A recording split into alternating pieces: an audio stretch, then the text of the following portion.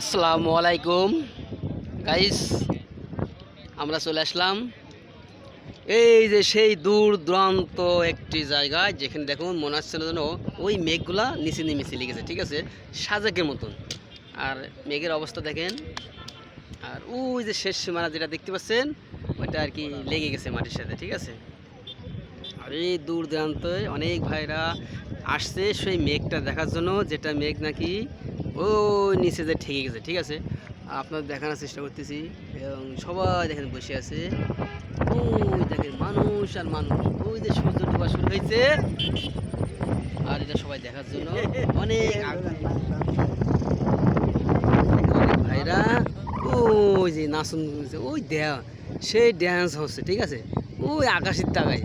মানে এই মেঘটা মনে হচ্ছিল নিচে নেমে চলে আসবে, এই জন্যই আর কি ওই ইয়েটা দিচ্ছে, ঠিক আছে। তো আসলে আর মেঘের যে লোকেশনটা আসলে খুব একটা এই মুহূর্তে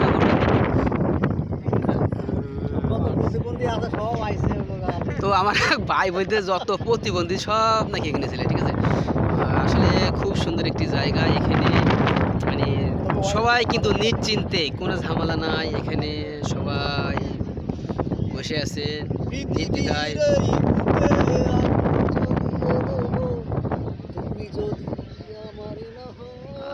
কোনো টেনশন নাই।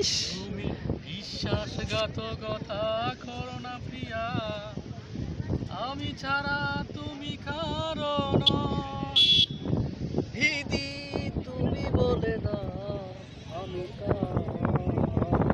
আর একজন টেনশনে না কিসের ধান্দায় গান গাইতেছে, কোনো টেনশন না, মনে হয় যেন সেই সকিনার গল্প করতেছে এখানে। সকিনা চিং চং পং আই লাভ। তো আসলে খুব সুন্দর একটি দৃশ্য এখানে। আসলে দেখুন ওই ওখানে ছাগলের মানে পাহাড় আছে, আর পাশে অনেক মানুষ আছে, যেটা খুবই সুন্দর একটি জায়গা। আর ওই যে সূর্য ডুবে ডুবে ভাব, এই সূর্য দেখার অপেক্ষায় কিন্তু সবাই আছে। সেই সাজেকের মতন জায়গা, মেঘটা মনে হচ্ছে ওই নিচে যে পড়ছে, ঠিক আছে, পাহাড় থেকে। তো আপনাদের এই জায়গাটা কেমন লাগলো, ভিডিওটি কেমন লাগলো অবশ্যই কিন্তু জানাবেন, এবং আপনারা চাইলে এখানে আসতে পারবেন, ঠিক আছে।